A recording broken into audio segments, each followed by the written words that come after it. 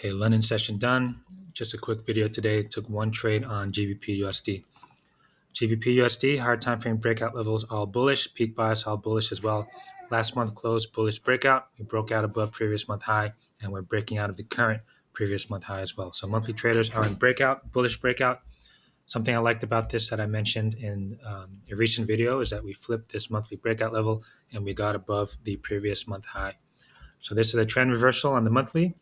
I think I took this one before, didn't have continuation, but I still kept track of it.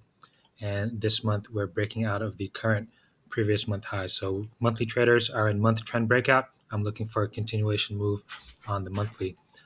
On the weekly, last week closed as an outside week, faked out the previous week high, faked out the previous week low right here at the very end, and then closed inside the range. This is following a bullish breakout week.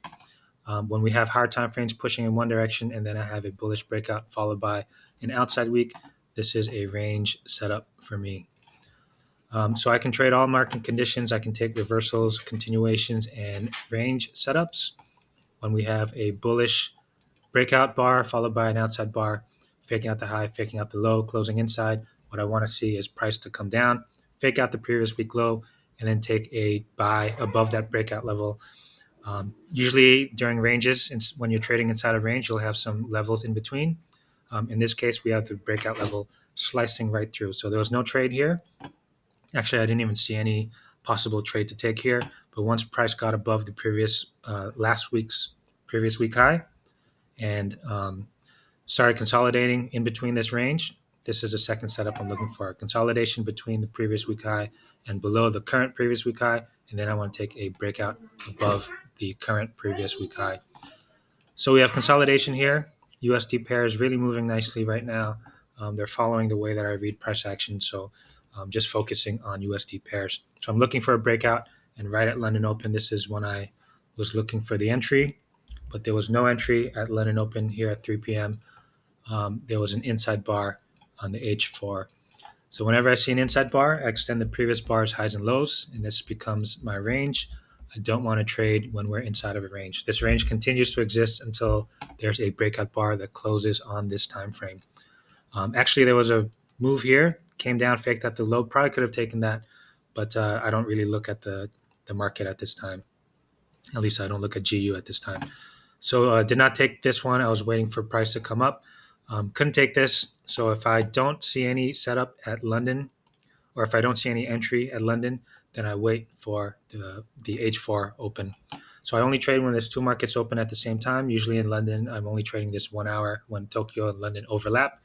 And if I have a setup coming into London Open, if I don't have that setup, if I don't have an entry on the setup, usually that entry will happen at 5 p.m. when that H4 bar opens.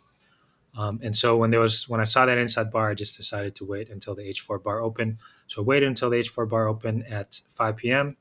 and it closed in breakout. So it took out that range, and now I'm looking for a continuation move above the previous week high going up. So this is a week trend breakout entry. And if I'm trading this H4 bar, I want to use H1 as momentum. So I can take a look at the momentum structure. If I'm trading an H4 move, I'm using H1 as momentum, and I trade this at the M3 time frame. So I drop down to the M3, and I'm looking for a entry on the M3. So what I'm looking for, we have hard time frames pushing up, peak bias pushing up. I'm looking for a continuation setup.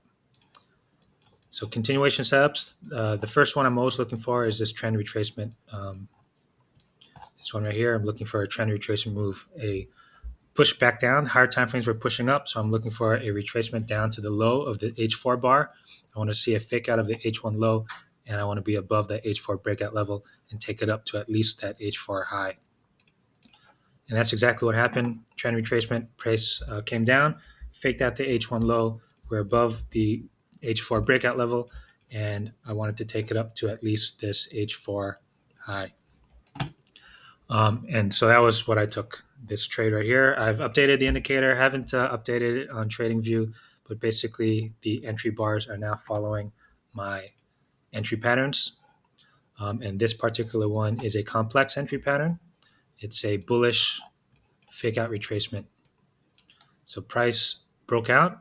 So we have a breakout. Sometimes you get this fake out of a high, sometimes you don't. But basically, price flips out breakout level, fakes out the low below the breakout level, and you want to take that up. So this is a fake out retracement. You can see it right there at the top, H1 fake out retracement. This was the entry that I took. And this is slightly aggressive because I'm below the previous day high, but I was above, or I took it when we were above that previous week high, and I was taking this H4 move. The other thing about trading like this, I do want to keep my stops at the low of the bar. Same way that I try to keep my stops as much as possible at the low of the day, I'm trying to keep it at the low of the H4 bar. So I'm at the low of the H4, so I'm okay with that, and I took it up to the previous H1 high. So I took this move right here, took partials at this move, and now I'm looking for a larger move up to the next monthly breakout level right here. So I'm looking for, I think it was a 9 or 10 hour move.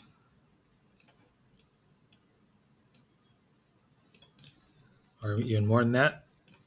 And so this is the move that I'm looking for. It's possibly going to be some retracement in New York, in which case, if I get a nice entry, then I'll size into it. But otherwise, I'm just going to let this run. And that was it. That was the only trade that I took. Was also looking at UJ as well. I've been, like I mentioned, I'm really liking how UJ and a lot of the USD pairs actually, how they're moving. So I'm just focused on that. Took a nice one last New York session down. Was looking for consolidation here and then a breakout. So I'm hoping this will actually pull back, and I'll see if I can get some sort of entry in New York session in a little bit.